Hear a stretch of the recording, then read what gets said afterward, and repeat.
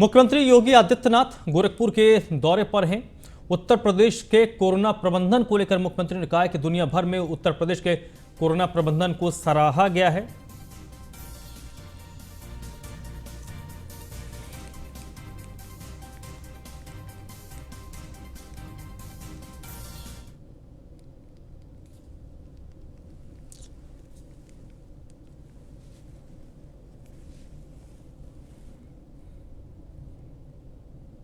पिछली सरकारों के समय में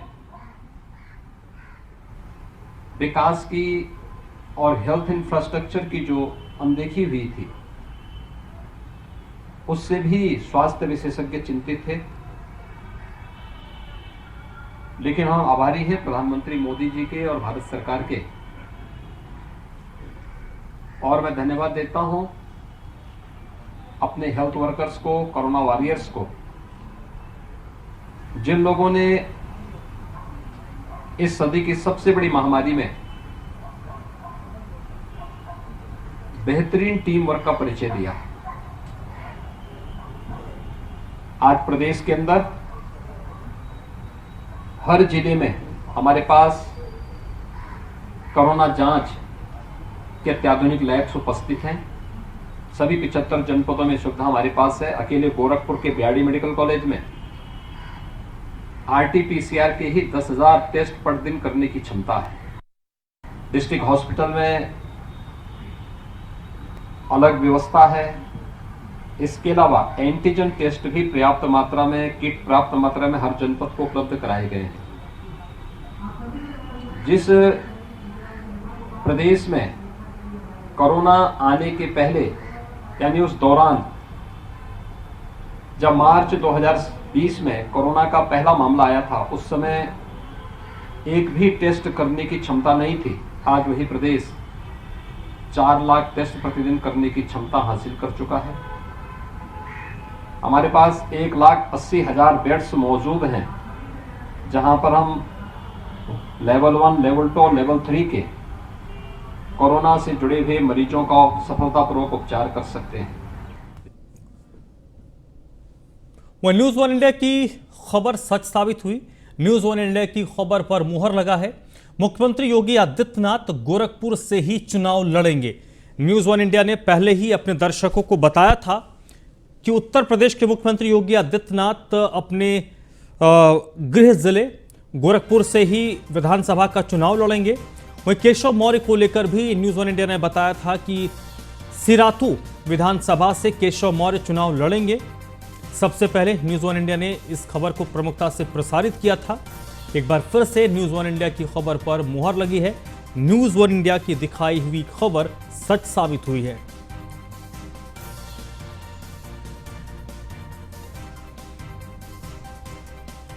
उत्तर प्रदेश के मुख्यमंत्री योगी आदित्यनाथ गोरखपुर शहर से चुनाव लड़ेंगे और कौशांबी के सिराथू से केशव मौर्य चुनाव लड़ेंगे।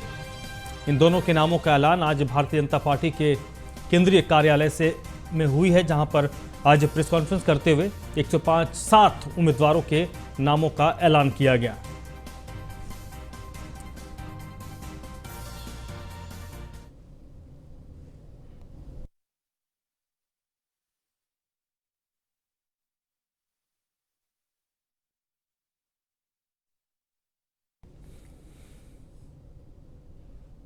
उत्तर प्रदेश विधानसभा चुनाव 2022 के लिए बीजेपी के आज घोषित हुए सभी प्रत्याशियों को हार्दिक बधाई और शुभकामनाएं। ये उत्तर प्रदेश के मुख्यमंत्री योगी आदित्यनाथ का ट्वीट है, जिसमें उन्होंने ट्वीट करते हुए कहा कि उत्तर प्रदेश विधानसभा चुनाव 2022 के लिए बीजेपी के आज घोषित सभी प्रत्याशियों को बधाई एवं शुभकामनाएं। जय हो, विजय हो। और ये देखिए, डिप्टी सीएम केशव प्रसाद मौर्य का ट्वीट है। मेरी जन्मभूमि 251 सिराथू विधानसभा जनपद कौशांबी से पार्टी प्रत्याशी बनाने के लिए माननीय प्रधानमंत्री जी, माननीय राष्ट्रीय अध्यक्ष जी, संपूर्ण राष्ट्रीय नेतृत्व के प्रति हार्दिक आभार व्यक्त करता हूं। और ये उत्तर प्रदेश भाजपा के अध्यक्ष स्वतंत्र देव सिंह का ट्वीट है। माननीय मुख्यमंत्री योगी आदित्यनाथ जी, माननीय उप मुख्यमंत्री केशव प्रसाद मौर्य जी समेत बीजेपी के सभी प्रत्याशियों को हार्दिक बधाई एवं शुभकामनाएं। मुझे पूर्ण विश्वास है कि जनता के आशीर्वाद से और कार्यकर्ताओं के दम पर आप सभी अपने अपने विधानसभाओं में कमल खिलाएंगे।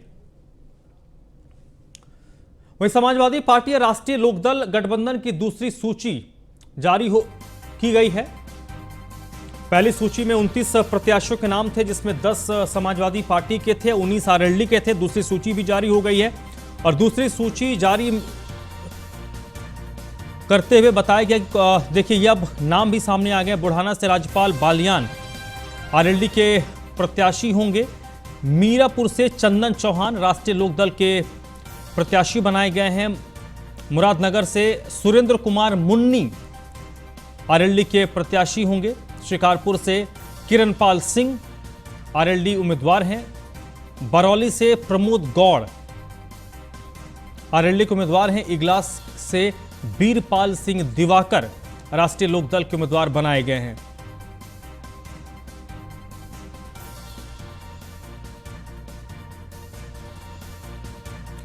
समाजवादी पार्टी और राष्ट्रीय लोकदल गठबंधन की दूसरी सूची जारी हुई है और इस सूची में विशेष तौर पर जो पश्चिम क्षेत्र के विधानसभा सीटें हैं जो राष्ट्रीय लोकदल के खाते में गई हैं, उन सीटों के ही प्रत्याशियों के नामों का ऐलान किया गया है।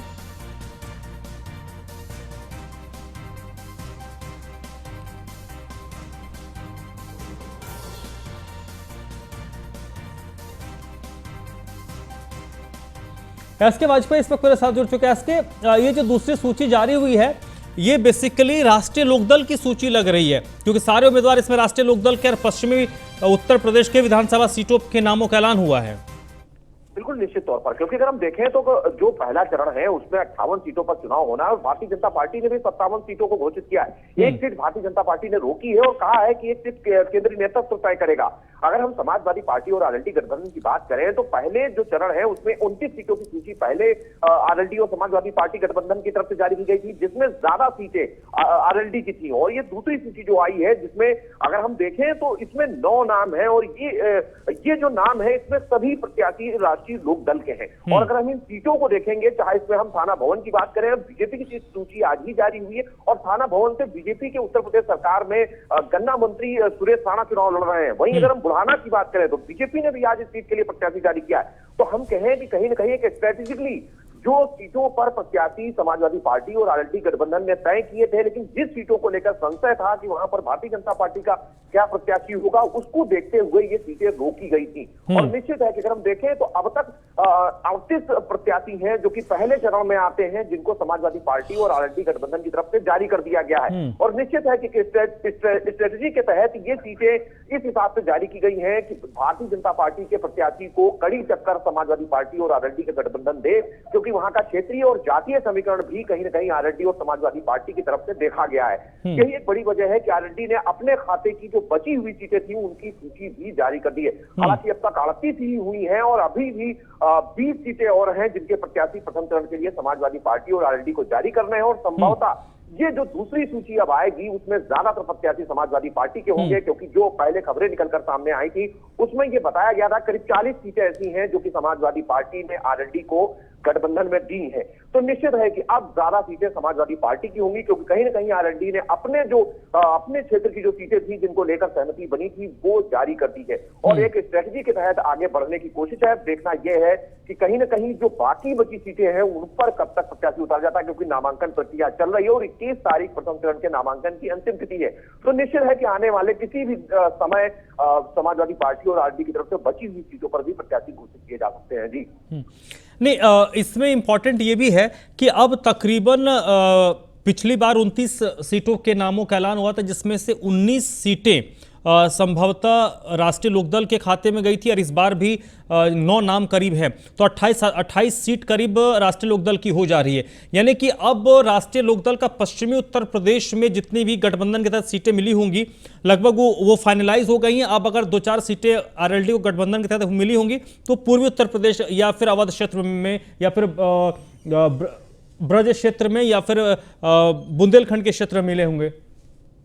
बिल्कुल निश्चित है, क्योंकि समाजवादी पार्टी की तरफ से देखा गया होगा, क्योंकि पश्चिमी उत्तर प्रदेश की अगर हम जिलों की बात करें, चाहे बिजनौर हो, मथुरा हो या बागपत हो या उसके बाद मुजफ्फरनगर हो, जो उधर के जितने भी पश्चिमी उत्तर प्रदेश के जिले हैं उन जिलों में राष्ट्रीय लोक दल की जो प्रभाव है वो ज्यादा है। और यही एक बड़ी वजह है कि जो अभी तक 2 सूचियां आई हैं, 2 सूचियों में जहां पहले 29 नाम और दोबारा से जो ये नाम घोषित किए गए हैं, कहीं ना कहीं इसमें राष्ट्रीय लोक दल को ज्यादा वरीयता दी गई और उम्मीद ये है कि अब कुछ सीटें ही आरएलडी को मिलेंगी और बाकी सीटें समाजवादी पार्टी के प्रत्याशियों की होंगी। हालांकि इसमें सीट शेयरिंग भी की गई है, जिसमें जो प्रत्याशी समाजवादी पार्टी के थे उनको जब शेयरिंग में किया गया है तो वो आरएलडी के टिकट पर चुनाव लड़ रहे हैं और वहीं आरएलडी के कई प्रत्याशी समाजवादी पार्टी के टिकट पर चुनाव लड़ रहे हैं। तो कहीं ना कहीं ये सारी चीजें स्ट्रेटजी के तहत ध्यान रखी गई है और कोशिश की गई है कि जातीय और क्षेत्रीय समीकरण बैठाया जाए, जो पार्टी के अपने अपने लोग हैं, चाहे वो राष्ट्रीय लोक दल के हों या फिर समाजवादी पार्टी के, उनको भी एडजस्टमेंट किया जाए, उनकी भी नाराजगी को न होने दिया जाए। बहुत सारी चीजों का ध्यान रखा गया है। देखना यह है कि कहीं ना कहीं बचे हुए जो नाम है, क्योंकि भारतीय जनता पार्टी ने 2 फेजेस की सूची एक साथ जारी कर दी है, हालांकि दोनों फेजेस में अगर हम बात करेंगे तो सिर्फ 8 प्रत्याशी ही बचे हुए हों, जबकि समाजवादी पार्टी के अभी पहले ही फेज के 20 प्रत्याशियों की सूची जारी होनी है। जी चलिए, इसके बहुत बहुत शुक्रिया आपका। उत्तराखंड की जनता के साथ सत्येंद्र जैन का आज नव परिवर्तन संवाद हुआ है। दिल्ली के कैबिनेट मंत्री सत्येंद्र जैन, और आज सत्येंद्र जैन ने उत्तराखंड के लोगों के साथ डिजिटल माध्यम से संवाद किया और इस संवाद में उन्होंने कहा कि दिल्ली में हमने हर एक मोहल्ले में मोहल्ला क्लिनिक बनाया है, उत्तराखंड में भी हर गांव में क्लिनिक बनाया जाएगा। देवभूमि के प्राकृतिक संसाधनों को बीजेपी और कांग्रेस दोनों ने लूट लिया है। दिल्ली के अस्पतालों में जनता को अच्छा और मुफ्त इलाज मिल सकता है, तो उत्तराखंड में ऐसा क्यों नहीं हो सकता है।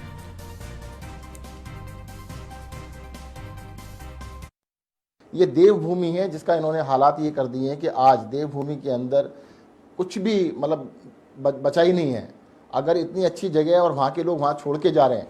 अब स्वास्थ्य व्यवस्था को देख लीजिएगा, कोई स्वास्थ्य व्यवस्था नाम की चीज़ नहीं है। एजुकेशन बिल्कुल बर्बाद हो चुकी है, एजुकेशन नाम की कोई चीज़ नहीं है। बिजली के आप रेट देख लो, अरे उत्तराखंड तो नदियां हैं, गंगा नदी वहीं से आती है, सारी इतनी सारी नदियां हैं, वहाँ पे हाइड्रो इलेक्ट्रिक पावर प्लांट्स लगे हुए हैं, तब भी वहाँ पे बिजली इतनी महंगी क्यों मिल रही है।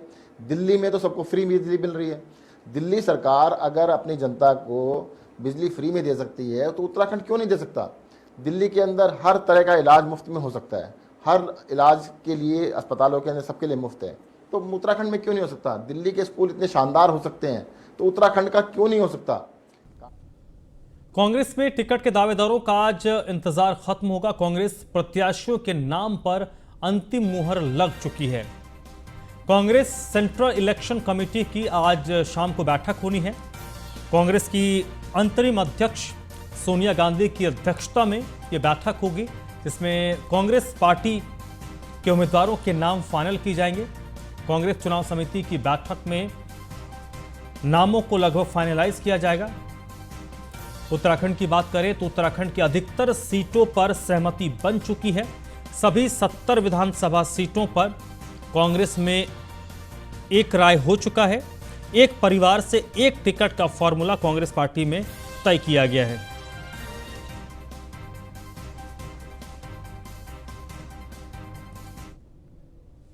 कांग्रेस की महिला प्रदेश अध्यक्ष सरिता आर्य ने कांग्रेस आलाकमान पर निशाना साधते हुए कहा है कि प्रियंका गांधी लड़की हूं, लड़ सकती हूं को नारा दे रही है, लेकिन उत्तराखंड में किसी महिला को टिकट नहीं दिया जा रहा, जिसका मुझे बड़ा दुख है। सरिता आर्य ने कहा है कि अगर बीजेपी मुझे टिकट देगी तो मैं बीजेपी ज्वाइन करूंगी।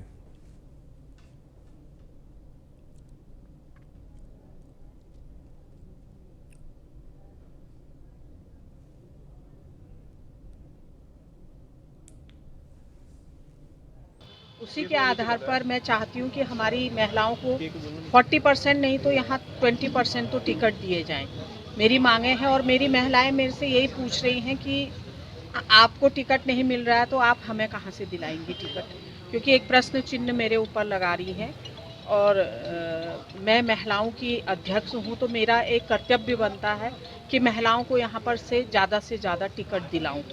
उसी के आधार पर चाहती हूँ कि हमारी महिलाओं को 40% नहीं तो यहाँ 20% तो टिकट दिए जाएं।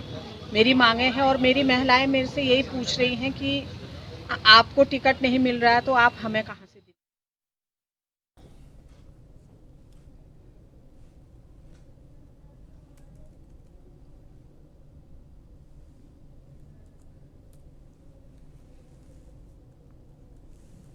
तो तो कांग्रेस उत्तराखंड की महिला अध्यक्ष हैं सरिता आर्य। सरिता आर्य ने प्रियंका गांधी से सवाल पूछा है कि यूपी में प्रियंका गांधी लड़की हूं लड़ सकती हूं का नारा दे रही हैं, लेकिन उत्तराखंड की स्थिति यह है कि महिला कांग्रेस के अध्यक्ष को ही टिकट नहीं मिल रहा। और इस वक्त मेरे साथ बीरेंद्र सिंह जुड़ रहे हैं, जो जेवर से वर्तमान में भारतीय जनता पार्टी के विधायक हैं और एक बार फिर से पार्टी ने उनको टिकट दिया है।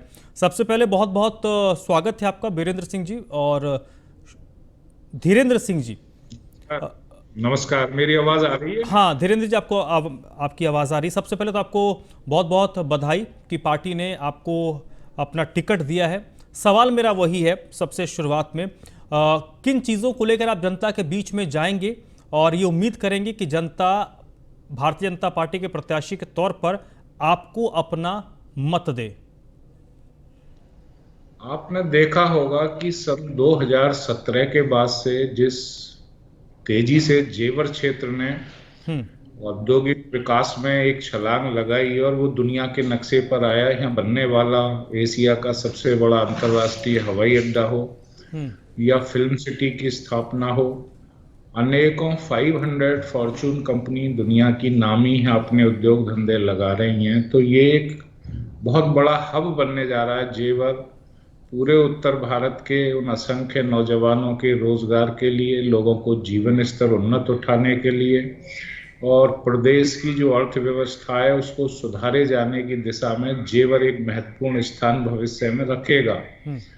तो जो गति हमने प्राप्त की है वो गति आगे भी बनी रहे और यह विकास कार्य इसी तरीके से जारी रहें। जिन भाइयों के लिए ये उद्योग धंधे लगाए हैं उन नौजवानों को रोजगार में दिलवा पाऊं, किसानों के जो भी लंबित मुद्दे इस जनपद में हैं उन्हें दूर करा पाऊं, तो मैं आने वाले समय में इन्हीं मुख्य रूप से विकास, नौजवानों का रोजगार, किसानों के लंबित मुद्दे और फिर उत्तर प्रदेश में योगी आदित्यनाथ जी का इसलिए रहना जरूरी है कि आज जो सुरक्षा का भाव हम लोगों के अंदर है, हमारे पूरे क्षेत्र में किसी से भी पूछ लें वह बदस्तूर जारी रहे। इसलिए भारतीय जनता पार्टी जेवर से पुनः चुनाव जीतेगी, ऐसी मेरी कामना है। धीरेन्द्र जी, इस बार थोड़ी चुनौती आप लोगों के लिए बढ़ गई है क्योंकि कोरोना के साये में इस बार का चुनाव हो रहा है और चुनाव आयोग की तरफ से पाबंदियां लगाई गई हैं, कोई रोड शो नहीं होगा, मॉब भीड़ इकट्ठा नहीं हो सकती है। तो ऐसे में कैसे अपनी बातें, अपनी पार्टी की बातें आम लोगों तक पहुंचाएंगे? देखिए, हमने कोरोना के 2 काल बर्दाश्त किए हैं और उन दिनों भी डिजिटल माध्यम से लोगों की सेवाएं भारतीय जनता पार्टी के कार्यकर्ताओं ने की जी। हमारे पास पूरा सेटअप है अपनी बातें पहुंचाने का, हर गांव में हमारे ग्रुप्स बने हुए हैं और फिर पिछले 4.5 साल कोई दिन ऐसा नहीं रहा जब मैं विधानसभा में किसी गांव में ना हूं। तो मैं तो कई दौरे कर चुका हूं। उन लोगों को दिक्कत हो सकती है जो पैरासूट से यहाँ चुनाव लड़ने आ रहे हैं या जो लोग अभी 1-8 महीने में एक्टिव हुए हैं, अब उन्हें चूंकि चुनाव का मौसम है इसलिए जनता की याद आई है। तो हम लोग विगत समय से जनता से हर वक्त जुड़े रहे, इसलिए हम लोगों को कोई दिक्कत इस चुनाव में नहीं होगी। हमारा चुनाव पूरी तरीके से। धीरेन्द्र जी, आखिरी सवाल आपसे मेरा, एक लाइन में जवाब दीजिएगा। धीरेन्द्र सिंह भारतीय जनता पार्टी के प्रत्याशी की टक्कर किस दल से है?